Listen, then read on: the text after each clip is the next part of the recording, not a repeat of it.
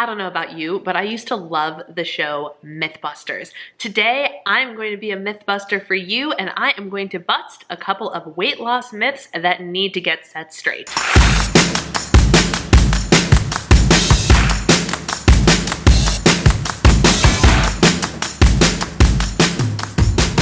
Hello, my friend. Welcome back to my channel for a super fun video. I'm actually really excited to film this for you. I went ahead and asked you guys, what sort of weight loss myths would you like me to bust? And I got a great response. This is volume 1 of multiple weight loss myths busted videos, and I have a couple of real good ones to start with. If that sounds interesting to you, stay tuned. But first, hello if you are new here. My name is Brianna. I am the diva behind Diva and the Divine, and I'm so glad you clicked on this video today. And hopefully by the end, you'll be glad you clicked on it too. Welcome to my little place on the internet. If you would like to join the Diva and the Divine community, I would love to have you. Go ahead and click that little red subscribe button and you will be a member of our team. Weight loss myths. There is so much information out there about what is the best way to lose weight. And before we start, I want to make something very, very, very clear. The only way to lose fat, mind you, weight loss and fat loss are two different things. Weight is simply what the scale says you weigh. It is not directly correlated with how much fat is currently on your body. You can lose fat and maintain your weight. You can lose fat and end up heavier because you are gaining muscle. The point is, most people think that weight loss and fat loss are interchangeable. When people are on a weight loss diet, odds are they're actually trying to lose fat. Does weight loss happen as a result of it? Yes, it does. But fat loss and weight loss are two different things. People are looking for fat loss and calling it weight loss. That being said, the only way to lose fat is caloric deficit. Calorie deficit, calorie deficit. What other way? Oh, none. Calorie deficit is the only way to lose fat. So, knowing that piece of information, we're gonna go ahead and look at some of the myths you wanted me to bust. The first myth we are busting is this: apple cider vinegar makes you lose weight. Now, I actually dove in and researched this one a little bit, and what I found was pretty fascinating. But first and foremost, this is inaccurate. We must make very clear, apple cider vinegar does not in and of itself cause a calorie deficit. You cannot drink apple cider vinegar and make fat poof disappear. That direct relationship does not happen. However, here is what I found instead. In several articles that I have found, and I will have those actual articles and studies linked down below for you, there is one article on Healthline that actually said, you know, the benefits of drinking apple cider vinegar, which, by the way, is disgusting. Apple cider vinegar is disgusting. I went through that phase of let me drink apple cider vinegar in the morning. You know what? It's gross. It's not worth it. Unless it cures my nerve disease, it ain't worth it.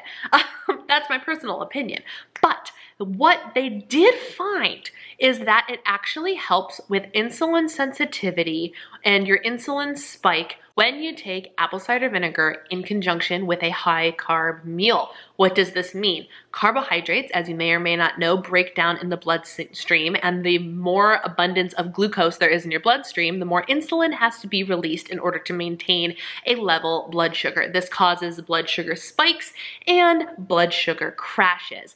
And when you are somebody who regularly eats carbohydrates, especially without high protein and high fat, or just in abundance because you're a sugar person like I am. I have a sweet tooth, but left unchecked, too many carbohydrates can cause the insulin spikes and crashes, which results in you being hungry faster, which results in spikes and crashes as you are looking for those quick fix carbohydrates to solve your hunger problems. What this study says is that apple cider vinegar might end up increasing insulin sensitivity when you have a high carb meal, which means your blood sugar spike that might have gone up here for that meal maybe goes down here instead.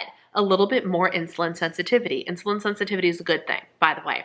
And that means that that crash won't be quite as dramatic, which will in turn possibly, maybe, there's not a whole lot of research about it, but maybe prevent you, if you are a blood sugar crash, high carb ingesting person, when you crash, you reach for potato chips or bread or cookies or whatever to cause the blood sugar to spike back up. Due to the smaller spike, which results in the smaller crash, it might allow your body to feel a little bit fuller and a little bit more satisfied for a little longer because your blood sugar crash isn't as hard, which might in turn result in you not reaching for several hundred calories worth of snacks to help fix the blood sugar crash, which ultimately may or may not result in you eating less calories.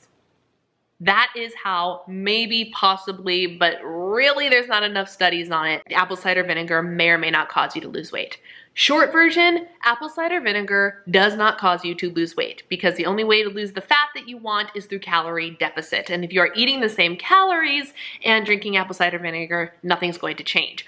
But if apple cider vinegar somehow maybe possibly reduces your appetite and you end up eating less calories, that's a calorie deficit, which is why you would lose fat. Myth number 2 that we are going to bust right now is you need to eat 1,200 calories in order to lose weight. This is something that is so detrimental to so many people that it just needs to get clarified a little bit. And I'm not going to be able to do the full explanation justice. I'm going to give you the brief Cliff Notes version, but here's the truth.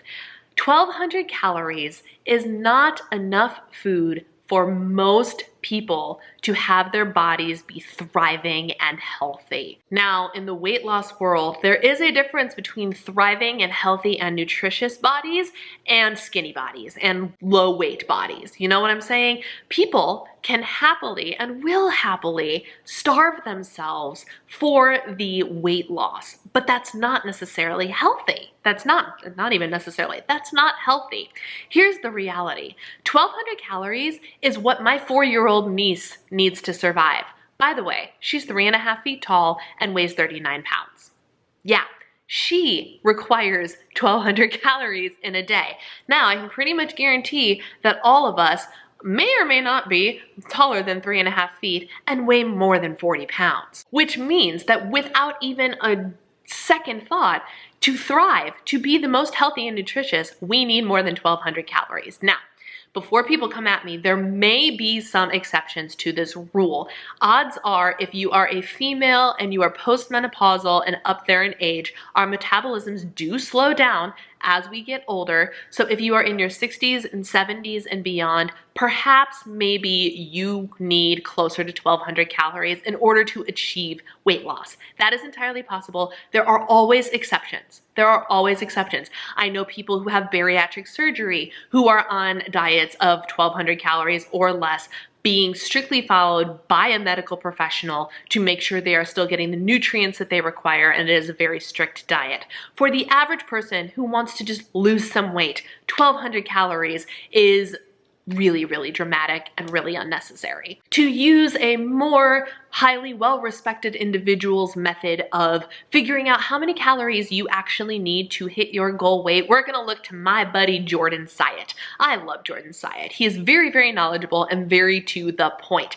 And his most basic formula for people to figure out how many calories they need to eat in order to achieve their goal weight is to take their goal weight and multiply it by 12. Goal weight times 12 equals the number of calories that you should be eating to achieve that goal weight. If you want to be real dramatic about it, maybe goal weight times 11. Do you know what your goal weight would be if you are eating 1,200 calories and using Jordan's formula? 100 pounds, ladies and gentlemen. 100 times 12 is 1,200. So if your goal weight is 100 pounds, then 1,200 calories might be the right number for you. Odds are for most of us, again, I say most because I can't say all because there are always exceptions, most of us need more calories and can have more calories in order to lose weight. So I guess the bottom line is this.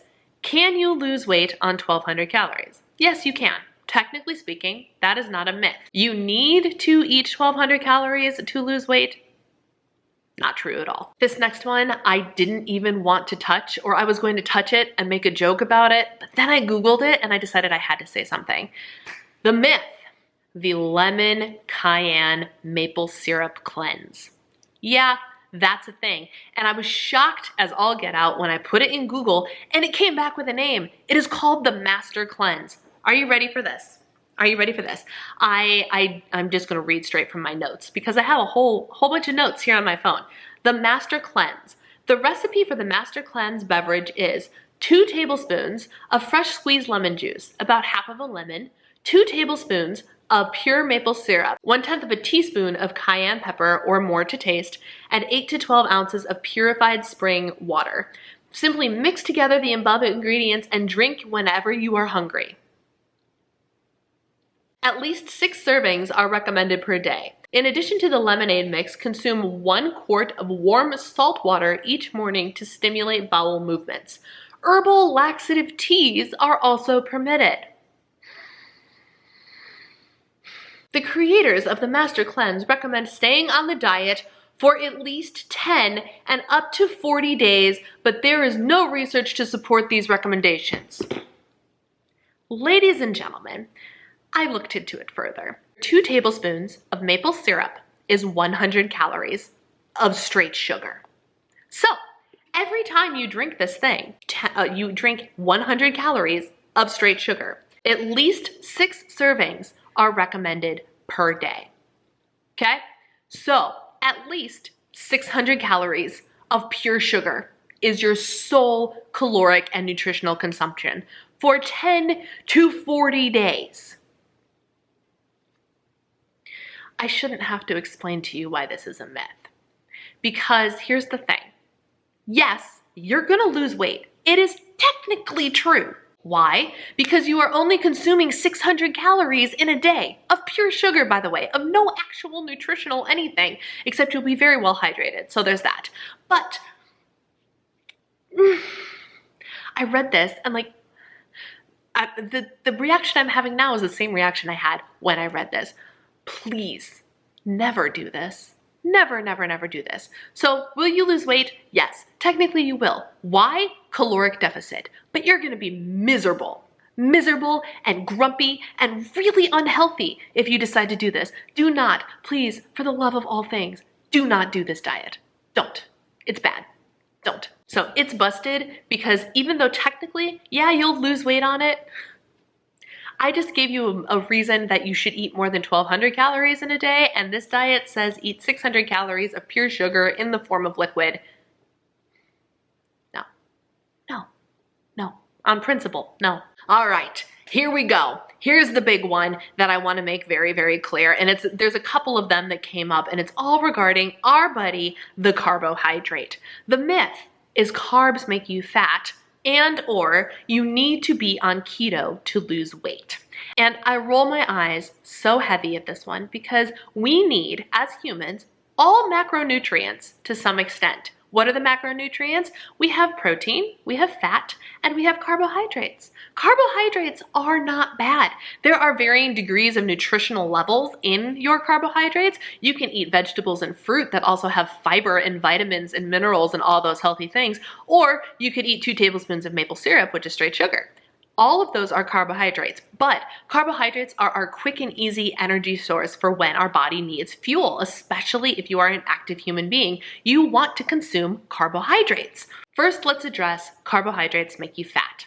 Remember what I said about fat loss? The only way to lose fat is through caloric deficit, which means the only way to gain fat is through caloric surplus. It doesn't matter if all of your calories come from a loaf of bread or a stick of butter. If you eat a caloric surplus of a loaf of bread, all you're eating is bread, but you are eating more calories than your body burns, you will gain fat. If you are eating nothing but butter, and you are eating more calories than your body is burning, you will gain fat. On the flip side, if all you are eating is bread, but you are eating in a caloric deficit and you are consuming fewer calories than your body is burning, that bread, that straight carbohydrate, is going to cause you to lose fat. And the stick of butter, if you are eating nothing but butter, but in a caloric deficit, you will lose fat. It is as simple as that. It is as simple as that. Will your body like only eating carbohydrates or only eating fat? No, it will not. No, it will not. I can also throw the chicken breast in there. Too many calories of chicken breast, you will gain fat. Too few calories of chicken breast, you will lose fat. Carbohydrates are not the thing that make you fat.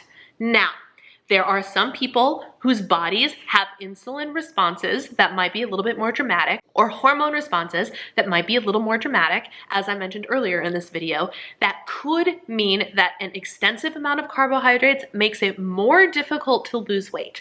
That is entirely possible. Again, I can't say everybody. This applies to everybody because someone's going to call me out that there's an exception. So here's my exception. It is possible that too many carbohydrates for a specific body doing a specific thing that's not necessarily a normal thing, like diabetes, for example, could have a harder time with weight loss or easier time with weight gain when carbohydrates are involved. Entirely possible. But in general, at the most basic level of nutrition, calories in versus calories out. Calorie surplus, you gain fat. Calorie deficit, you lose fat, regardless of what macronutrients you are eating. In a perfect world, you are eating a balanced level of macronutrients, of all macronutrients, but that includes carbohydrates. Carbohydrates in and of themselves do not make you fat. So let's take it a step further and talk about keto for just a second, because there are so many people that love the keto diet because they lose weight so quickly on it. Notice my choice of words there, because they lose weight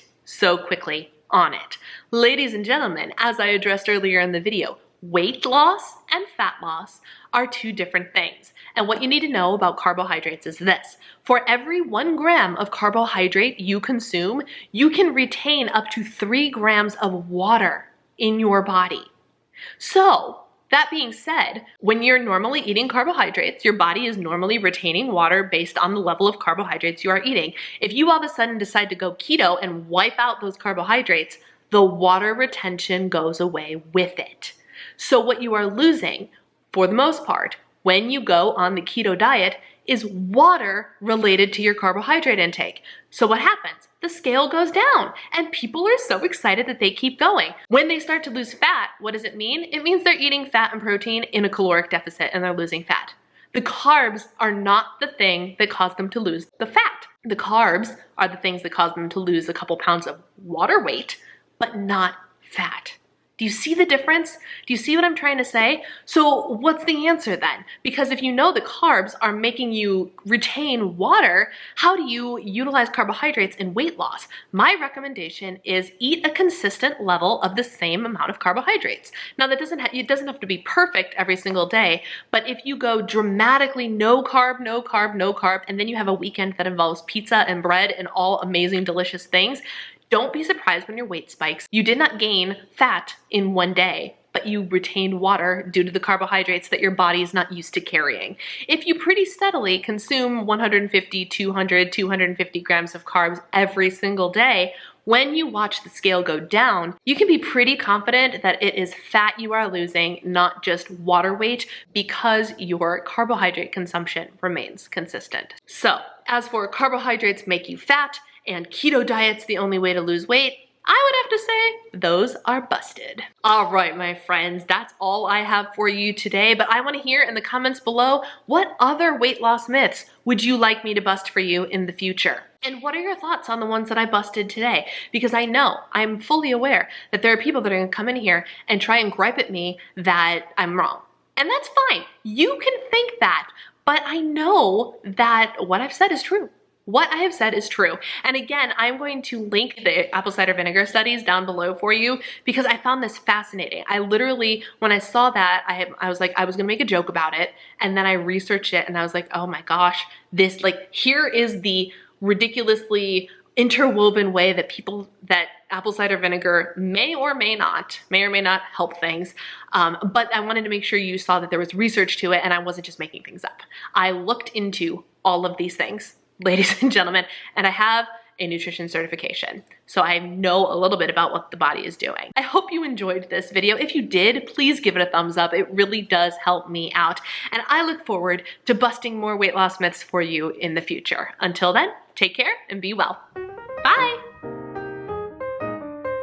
This is going to be volume 1 of several weight loss myths busted. That is really hard to say. Weight